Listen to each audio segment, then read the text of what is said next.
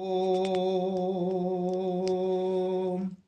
प्रिय भ्राता ओ भगिनीगण मु आज आपण मानक आज द्वादश राशि भाग्य संपर्क में जनाऊँगी जहाँकि आज राशिफल आज 2025 मसीहा अक्टोबर मास 16 तारीख अच्छी गुरुवार अच्छी प्रथम मेष राशि संपर्क में मु आपण मानक कहूँ मेष राशि आज आपणकर दिन 12:42 पर्यंत प्रायतः खराब रही जाऊँगी स्वास्थ्य खराब शिक्षार अवनति कर्ममय जीवन में सौभाग्य लाभ होगा जाऊँगी बिजनेस भल होना चाकरी जीवन में किछिटा मान सम्मान लाभ करेंगे परिवार क्षेत्र में समस्त पाखरे अविश्वास पात्र हे प्रेम जीवन में साथी आपण को अविश्वास करने को जाऊँगी अशुभत्व दूर पाई माँ बगलामुखी देवता को पीत पुष्प समर्पण करंतु आज शुभ अंक आपण 8 शुभ रंग वाला धला दिन 12:42 पर अबाटरे गमन और शोक संतप्त वृष राशि आज दिनटी आपणकर दिन 12:42 पर्यंत खूब भल रही जाऊँगी स्वास्थ्य उत्तम शिक्षार उन्नति कर्ममय जीवन में कौन आड़े यात्रा कर जयलाभ करेंगे बिजनेस भल लाभ चाकरी जीवन में स्त्री और धन लाभ होगा जाऊँगी प्रेम जीवन में किछिटा द्रव्य लाभ करेंगे परिवार क्षेत्र में नूतन वस्त्र धारण सहित सौख्य लाभ होगा जाऊँगी आज शुभ अंक आपण 5 शुभ रंग वाला धला दिन 12:42 पर अविश्वास पात्र हे मिथुन राशि आज आपणकर दिन 12:42 पर्यंत खराब रही जाऊँगी स्वास्थ्य खराब शिक्षार खराब कर्ममय जीवन में अर्थनाश होगा जाऊँगी बिजनेस भल होना चाकरी जीवन में सम्मानच्युति हो प्रेम जीवन में व्याकुलता भाव देखादेव परिवार क्षेत्र में मिलवा धन आज मिलना अशुभत्व दूर पाई माँ षोड़शी को आखुखंड भोग दिंतु निश्चित अशुभत्व दूर हो शुभफल प्राप्त करेंगे आज शुभ अंक आपण 3 शुभ रंग है सबुज दिन 12:42 पर भल रही जाऊँगी कर्कट राशि आज दिन टी आपणकर 12:42 पर्यंत बहुत भल रही जाऊँगी स्वास्थ्य उत्तम शिक्षार उन्नति कर्ममय जीवन में अर्थ लाभ सहित मिष्टान्न भोजन करेंगे बिजनेस भल लाभ हो चाकरी जीवन में उत्तम बेड और बेडसीट किसी किणाकिणी करुँच प्रेम जीवन में उत्तम शଯ୍ୟା लाभ करने को जाऊँगी परिवार क्षेत्र में उत्तमान्न भोजन व्यवस्था आज शुभ अंक आपण 7 शुभ रंग वाला धला दिन 12:42 पर खराब रही जाऊँगी सिंह राशि आज आपणकर दिन 12:42 पर्यंत प्रायतः खराब रही जाऊँगी स्वास्थ्य खराब शिक्षार खराब कर्ममय जीवन में जश सुख लाभ हो बिजनेस भल होना चाकरी जीवन में श्रम विफल होगा जाऊँगी प्रेम जीवन में किछिटा व्यय परिवार क्षेत्र में किछिटा सुख लाभ करेंगे अशुभत्व दूर पाई माँ मातंगी देवी को रक्तपुष्प समर्पण करंतु निश्चित अशुभत्व दूर हो शुभफल प्राप्त करेंगे आज शुभ अंक आपण 5 शुभ रंग वाला नाली दिन 12:42 पर भल उपभोग हो कन्या राशि आज दिन टी आपणकर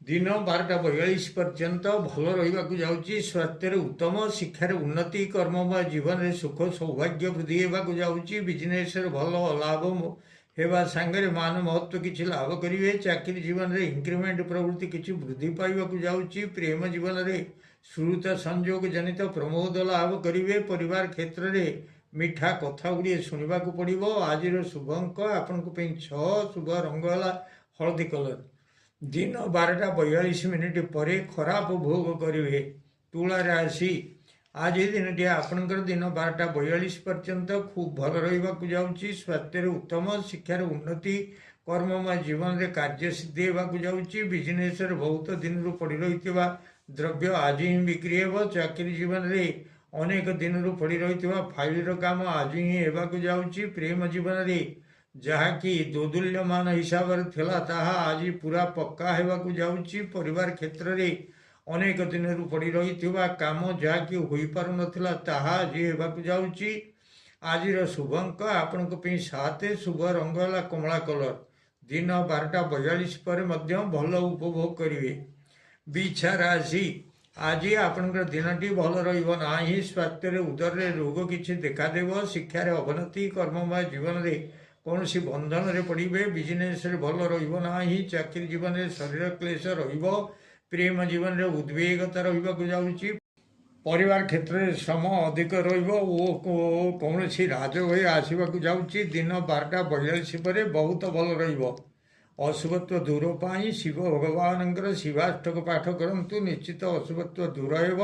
ଶୁଭ ଫଳ ପ୍ରାପ୍ତ କରିବେ। ଆଜିର ଶୁଭ ଅଙ୍କ ଆପଣଙ୍କ ପାଇଁ 9, ଶୁଭ ରଙ୍ଗ ହେଲା ନାଲି।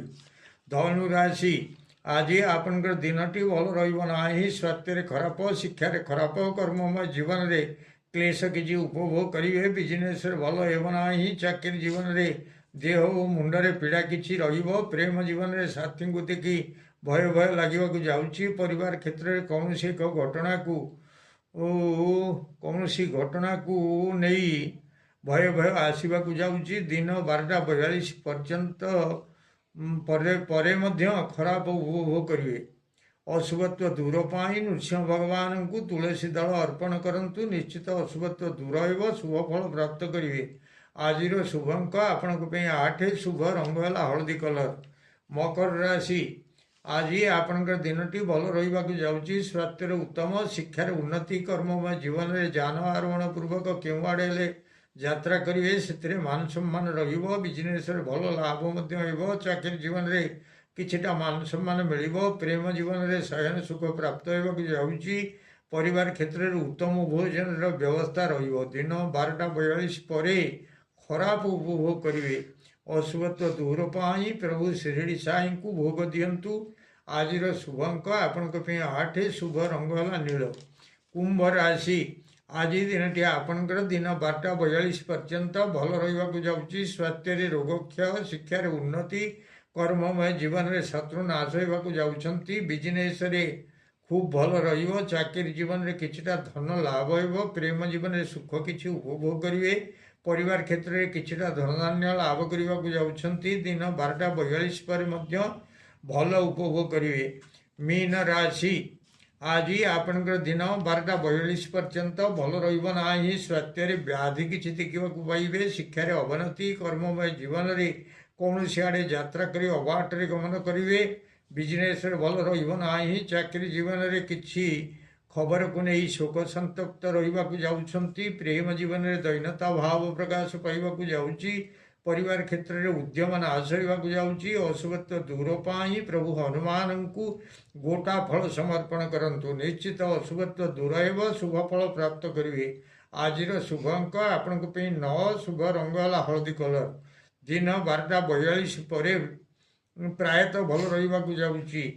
ପ୍ରିୟ ଭ୍ରାତା ଓ ଭଗ୍ନୀଗଣ, ଯଦି ଆପଣମାନଙ୍କୁ ଏହି ଭିଡ଼ିଓ ଭଲ ଲାଗୁଥାଏ ତାହେଲେ ଆପଣ ଭିଡ଼ିଓକୁ ସବସ୍କ୍ରାଇବ୍ କରନ୍ତୁ, ସେୟାର କରନ୍ତୁ ଏବଂ ଲାଇକ୍ ମଧ୍ୟ କରନ୍ତୁ।